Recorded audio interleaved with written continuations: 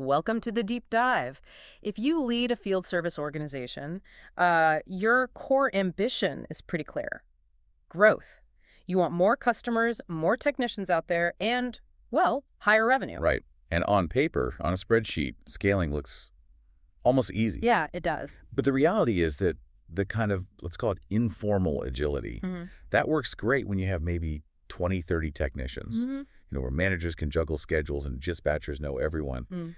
That agility, it suddenly becomes a huge operational liability when you try to double that team, a massive headache. Exactly. Suddenly the challenge isn't just finding good people anymore. It shifts, doesn't it? It becomes about making sure every single person, the tech on site, the salesperson closing the deal, the finance person sending the invoice, is working from the same playbook, the same source of truth. Without that single source of truth, miscommunications just explode. Scheduling conflicts spike, cash flow starts to stall out. It gets messy fast. So that's really our focus for this deep dive.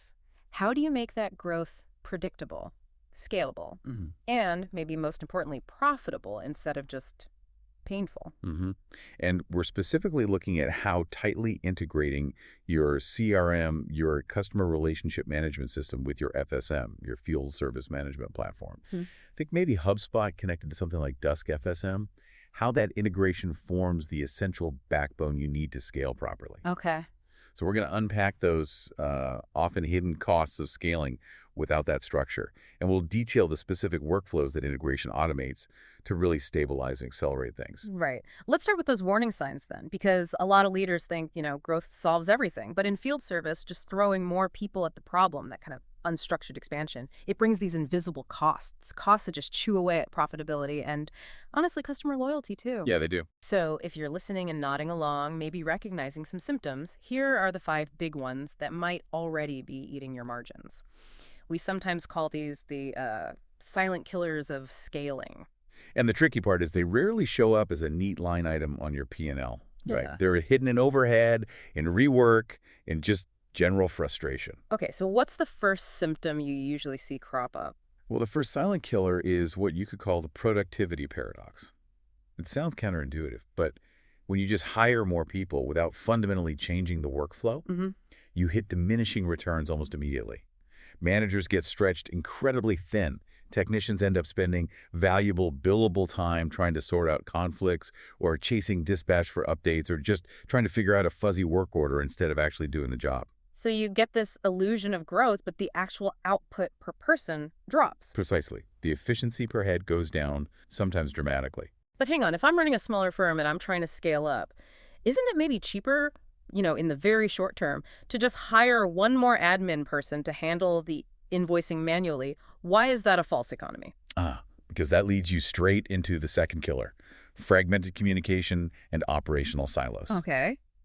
So the new admin, they're probably tracking vital job data in a spreadsheet that the finance team can't easily access. Meanwhile, the service team keeps its own notes, totally separate from the sales history in the CRM. Right, different islands of information. Exactly. And the complexity just skyrockets with every single new hire. You get these workaround spreadsheets here, sticky notes there, causing massive duplication of effort, constant errors in billing, and it directly slows down how fast you can actually respond to a customer. And the time spent just trying to reconcile those silos. It completely wipes out any money you thought you saved on that admin salary. It's a classic example. And, okay, when those job details don't flow smoothly to finance, the financial pain must be pretty immediate. Oh, it is. That's the third killer. Cash flow drag and financial blind spots. This is honestly one of the most damaging failures we see. How so? Well, think about it. If completing a job doesn't automatically trigger the invoicing process because someone has to manually copy data from a field app or form into the accounting system, your invoices lag behind the actual service delivery by days, sometimes weeks. Right. Errors multiply in that gap. Right. Customer disputes increase. And your revenue recognition, it becomes completely unpredictable. Leadership ends up, flying blind.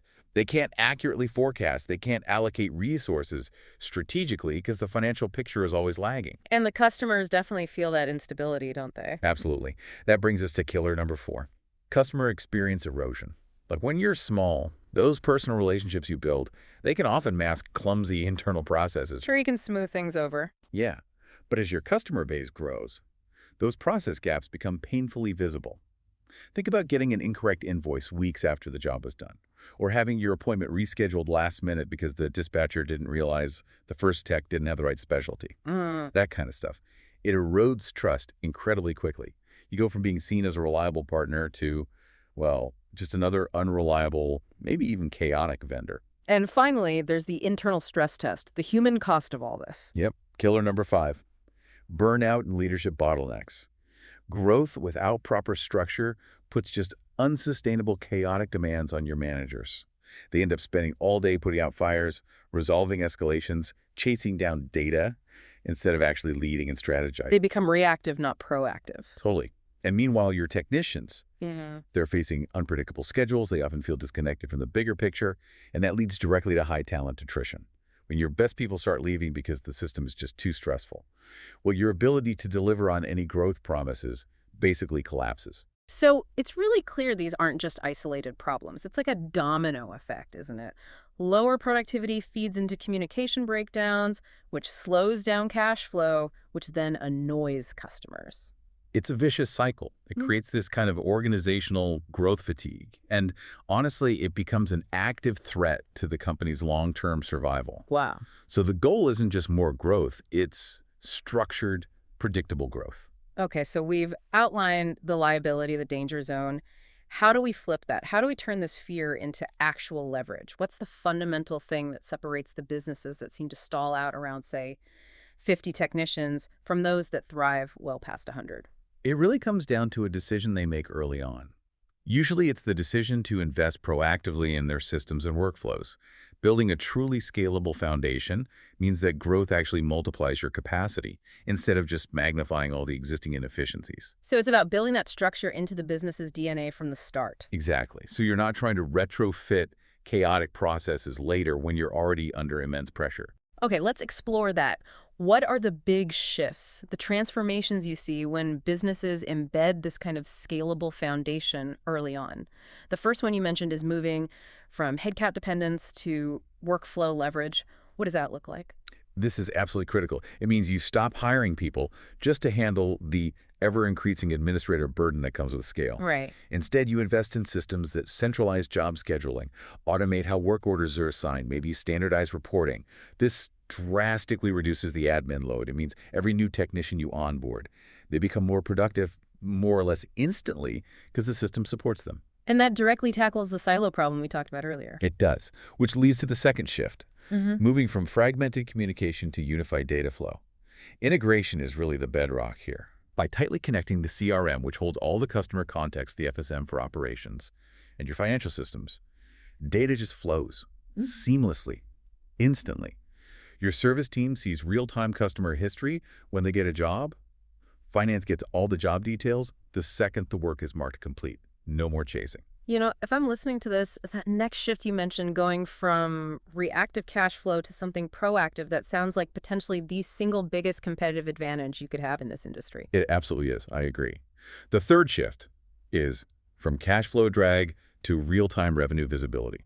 Imagine having genuine financial predictability. Yeah. With these integrated workflows, when a job is completed, it automatically triggers the invoicing process. Not hours later, not days later, instantly. Errors basically vanish, disputes minimize, and your finance team gains immediate real-time visibility into the revenue pipeline. That proactive cash flow was a decisive edge. Okay, so the internal finances are stronger. And the Yeah. customer feels that stability too, right? They do, definitely. Which brings us neatly to the fourth shift. From customer erosion to consistent excellence. Structure is really the foundation of reliability in service. Makes sense. A properly integrated system enables things like consistently on-time appointments, accurate billing every single time, and even proactive communication if, say, a delay does occur. That translates directly into reliability, into trust. And that trust fuels growth through referrals, which actually cuts down on your expensive marketing spend too. And then internally, for the leadership team, you're moving from burnout to sustainable leadership capacity. Yeah, that's arguably the ultimate payoff. Your managers shift from spending all day firefighting those admin errors and escalation Right, the chaos. to actually guiding the business strategically. They're supported by real-time data and insights because the systems are handling the day-to-day operational chaos. This doesn't just reduce burnout, It strengthens talent retention and provides the internal stability you absolutely need to scale confidently, well beyond that initial growth spurt. So the core message here feels really clear. Scalability isn't something you bolt on later. It has to be embedded, baked into the business's DNA, ideally from the start. Absolutely. Don't wait until the cracks are showing everywhere. Make sure the systems are ready to absorb growth smoothly, not chaotically. Okay, so if the foundation is the strategy, then automation must be the engine that drives it.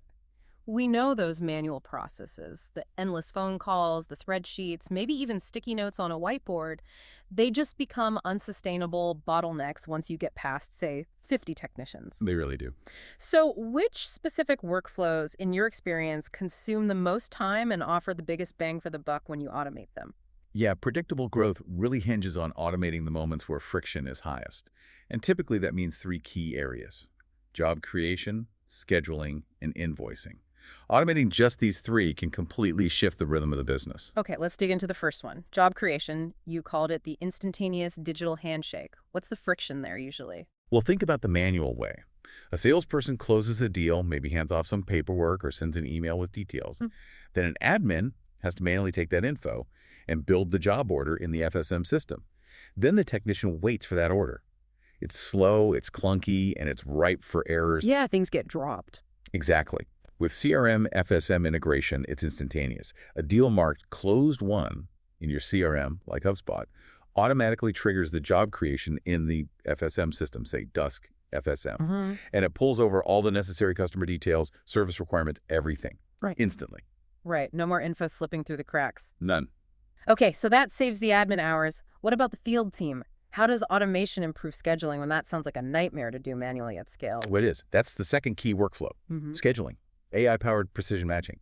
Manual scheduling is this incredibly complex juggling act, right? You're trying to balance technician skills, their current location, their availability, the job priority. It's a huge cognitive load. Automation changes the game completely. Integrated FSM systems can use intelligent, sometimes AI-driven logic to automatically assign the right technician, the one who's closest, has the specific certifications needed, and is available for that job's priority level. And what happens if there's a sudden emergency job, or maybe a customer cancels last minute? The system adapts instantly.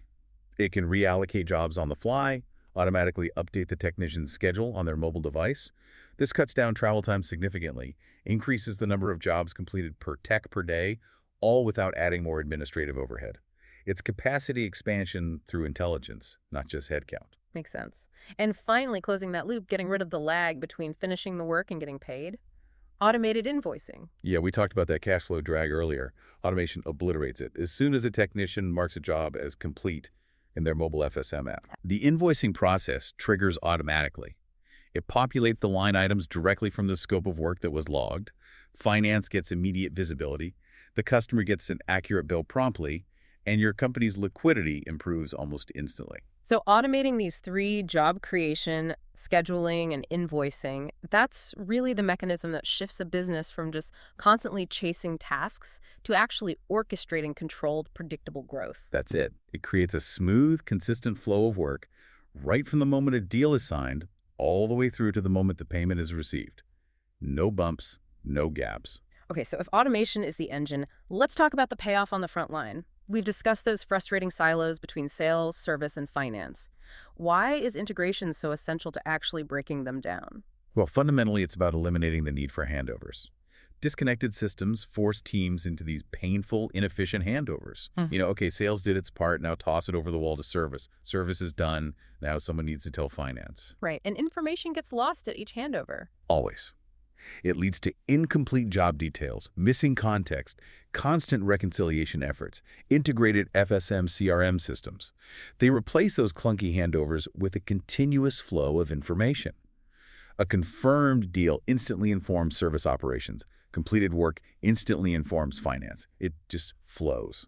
Okay, walk us through the practical impact of that continuous flow. How does it specifically make life better for arguably the most critical person in the whole loop, the technician out in the field? Well, massively. First off, it gives them back their time and reduces a ton of stress.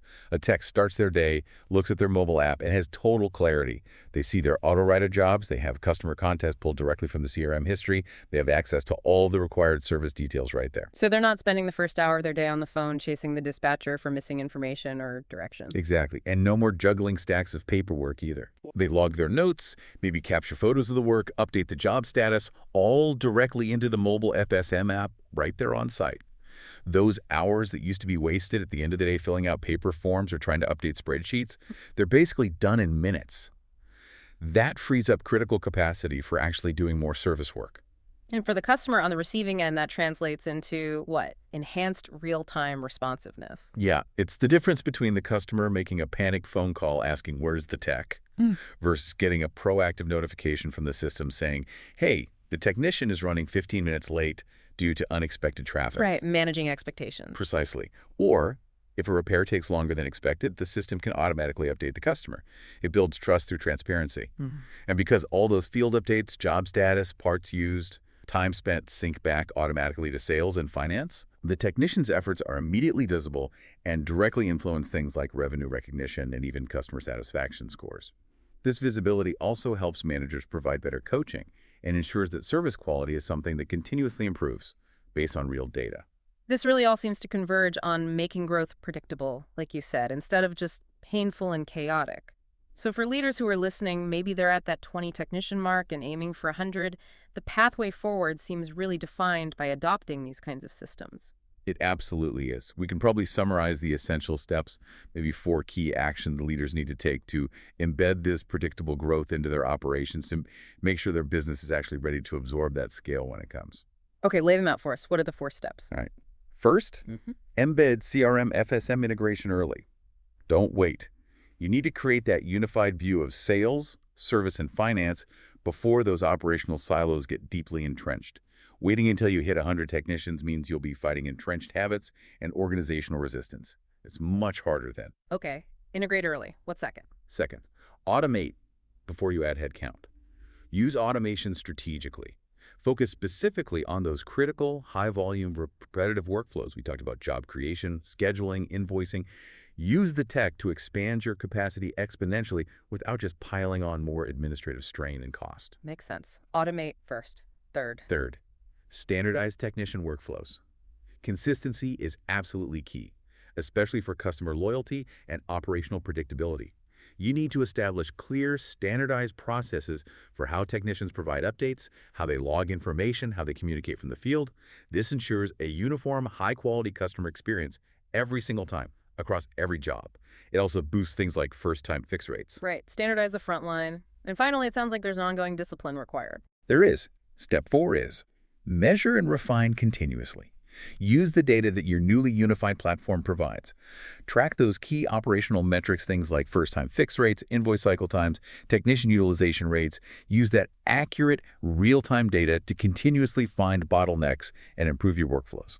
It's not a one-time fix. So bringing it all together, the convergence of platforms like HubSpot for CRM and Dusk FSM for field service, it creates this kind of operational backbone that lets you scale with confidence. It ensures that the momentum you build in sales actually translates smoothly into effective service delivery and vice versa. They reinforce each other. Growth stops being this sort of gamble. Right. And it truly becomes a strategy. Yeah, when you have this structure in place, every new customer you win, every new technician you hire, they just slot into a system that's actually designed to absorb that growth without adding stress or chaos. It just works. Okay, so here's the provocative question we like to leave folks with, something to maybe mull over today. What specific structural weakness in your current operation right now is already compounding, getting worse, maybe silently, because you're waiting for growth itself to force you to fix it? Answering that honestly, that's the fundamental difference between being stuck in a constant firefighting mode and actually engaging in disciplined, strategic forward planning.